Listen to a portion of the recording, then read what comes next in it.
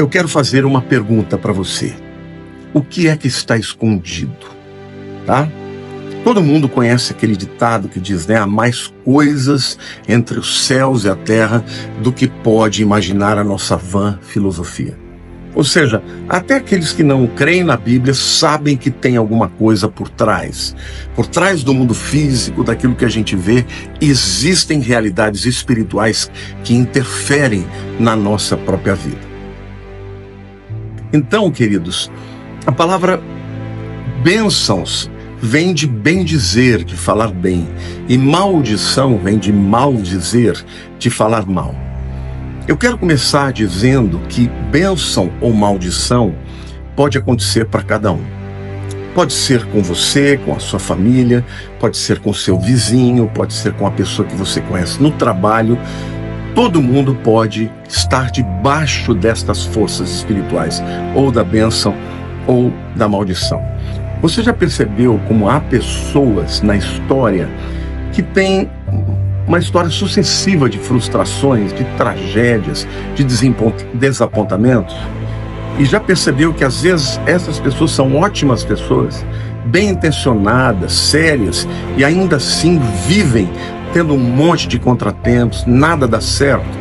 Pois é, algumas pessoas, algumas famílias têm a mesma posição social, vivem no mesmo lugar, moram no mesmo condomínio, mas parece que para umas tudo de ruim acontece, para outras nenhuma tragédia acontece, parece que tudo dá certo na vida deles. O que é que determina essa diferença de resultado, né? Porque para algumas pessoas e famílias tudo parece que dá certo e para outras as coisas estão sempre pesadas, atravancadas. Mas pastor, como é que essas bênçãos e maldições, elas acontecem na nossa vida? Quais são os veículos que atraem a bênção e a maldição? Existem alguns, gente, mas como eu falei no início do meu vídeo, o título, né? Bênçãos ou maldições. O que a gente fala pode prejudicar a nossa vida e dos nossos descendentes. O principal veículo de bênçãos e de maldição, ou de maldições, são as palavras. Tanto as palavras escritas, quanto as ditas, quanto aquelas que são alimentadas nos nossos pensamentos. E as Escrituras têm muito a dizer a respeito das palavras.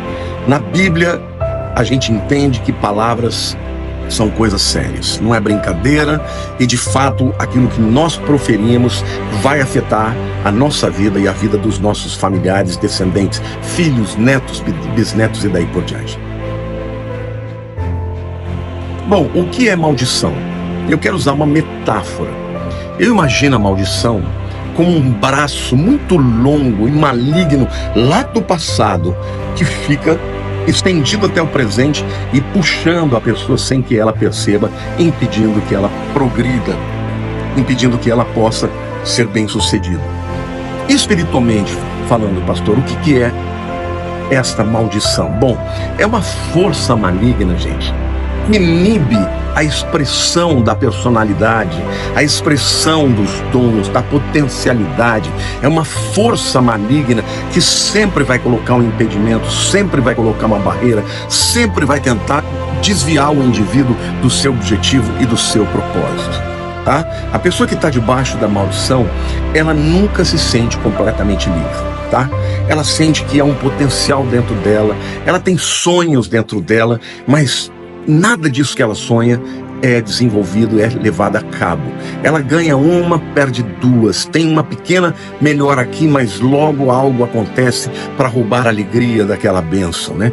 E o resultado disso, pessoas que andam debaixo de maldição, é constante frustração, cansaço, abatimento, depressão, às vezes a pessoa quer até morrer, tá?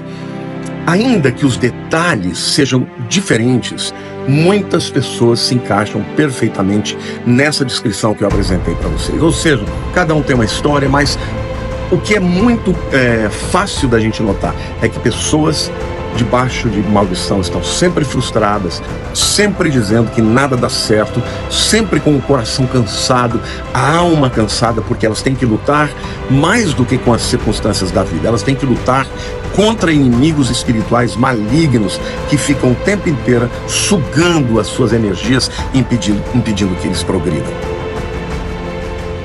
Tá?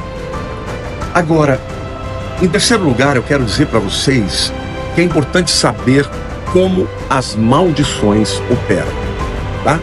Tanto as bênçãos quanto as maldições, queridos, são veículos poderosos espirituais, né? São poderes espirituais. As bênçãos produzem bons resultados, né?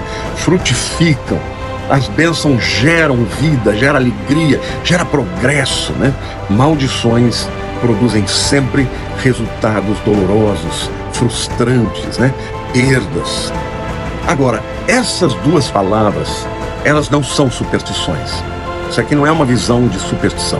Na Bíblia, essas duas palavras acontecem mais do que 640 vezes. Gente, esse é um assunto sério. O livro de Provérbios, eu vou só aqui citar o livro de Provérbios, 4 textos que nos falam a respeito da importância de usarmos bem as palavras, porque quando as usamos bem, elas trazem bênçãos, e quando as usamos mal, elas trazem maldição. Vamos lá, Provérbios 11, 9. A Bíblia diz assim: o ímpio com a boca destrói o próximo, mas os justos são libertados pelo conhecimento. Olha aqui o que a Bíblia está dizendo. Que os ímpios, aqueles que não têm fé em Deus, eles usam a sua palavra de maneira ferina, destrutiva, e destroem o próximo. Alguém vai dizer: ah, mas ele está falando aqui de destruir alguém emocionalmente. Tudo bem, também acontece. Ah, ele está falando aqui de alguém que destrói alguém porque o difama. Também acontece, mas eu não tenho dúvidas de que esta destruição, ela é alimentada por um combustível espiritual maligno e poderoso, viu, gente? Não se esqueçam, a palavra é poderosa. Provérbios 15, versículo 4 diz assim: a língua serena é árvore de vida, mas a perversa quebranta o espírito. Mais uma vez, a língua serena, aquele indivíduo que fala bem, aquele indivíduo que encoraja o outro, aquele que fala do amor, aquele que elogia, o que ele faz? Ele é como uma árvore de vida, né? Uma árvore tem sombra, uma árvore tem frutos, uma árvore é um lugar para se descansar, uma árvore é um lugar para se alimentar. Então, quando um indivíduo que é crente, quando um pai, quando um esposo, ele fala palavras lindas de encorajamento para sua esposa: bem, como você está linda, bem, como eu te amo, olha, filho, você tem uma bênção de Deus sobre a tua vida, eu profetizo sobre você que tudo vai dar bem na tua vida, porque Deus é contigo. Aquilo é uma árvore de vida, né? Na vida daqueles que recebem essas palavras, mas a perversa quebranta o espírito. Em quarto lugar, eu quero citar um texto de Provérbios 18, 21, que diz assim: a morte e a vida estão no poder da língua. O que bem a utiliza come do seu fruto. De novo, aqui a palavra de Deus está dizendo que a língua é poderosa. E não é poder qualquer, é poder para gerar vida e é poder para gerar morte. Quando você fala palavras de maldição, você produz morte, morte emocional, morte espiritual, física na vida das pessoas que estão perto de você. Então, não use a língua para amaldiçoar. A Bíblia diz: não amaldiçoeis, bendizei ao Senhor. Seja a tua boca uma boca que seja instrumento de bênção e não de maldição. Amém? Glória a Deus. O poder da morte e da vida estão no poder da língua. O que bem a utiliza come do seu fruto. Mais uma vez, o que alimenta o nosso espírito é aquilo que nós dizemos. Se você usar bem a língua e bem disser ao Senhor, falar bem da vida, tiver sempre palavras de esperança, a tua alma será alimentada de esperança, de fé, de alegria, de confiança, de autoconfiança, de confiança em Deus. Mas se você se alimenta de palavras ruins, o que vai sobrar dentro de você é rancor, é tristeza, é dúvida, é incredulidade, é raiva, é ressentimento, não é isso? E aí, gradativamente você vai caminhar para a morte. Agora uma dica aqui, viu, gente? Você tem que falar coisas boas para si mesmo, porque tem gente que fala o tempo inteiro coisa errada para si mesmo. Ah, isso é uma droga, eu não faço nada direito, não vai dar certo. Quando tem um problema, fala, já sabia, né? Tudo vai dar errado. Quebra essa palavra, mude o seu comportamento, querido. Se você quer ser uma pessoa abençoada, aprenda a falar aquilo que tem que ser dito, a palavra de Deus, palavras de vida, palavras de fé, palavras bíblicas, palavras de encorajamento, e você será uma árvore de vida para todos quantos estiverem em contato com você.